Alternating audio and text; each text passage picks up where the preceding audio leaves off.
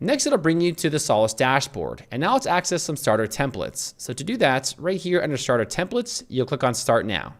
Now, Solace has a variety of templates. In fact, they have more than 166 free layouts to choose from. They also have a pro version where they have layouts that use their pro elements. But for this video, we don't need to go that route. So let's go ahead and just stick to the free templates for now. Now, the template we'll work with in this video is called flexiweb. So right here, you'll see flexiweb. If you can't find it over here under the search, you can just go ahead and type it in. But once you find the template, you'll then click on the template. Next, it'll give you a cool little preview of the website so you can actually see like what the website looks like before you import it. You can also adjust the color palette here as well. And you can also change the fonts if you want to go that route. I'm going to set mine to default. Let's go ahead and scroll up. So this is the current template we're going to import.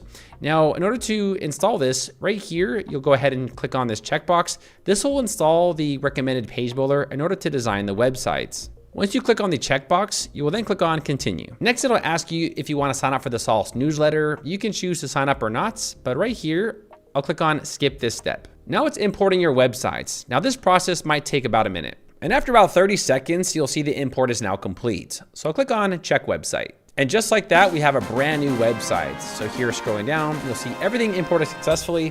And for your first website, honestly, this is really, really good. I mean, much better than my first website, right?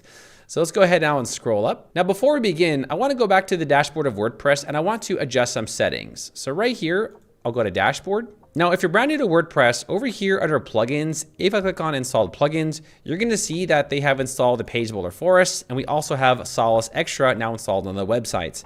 Now let's go over here to Elementor.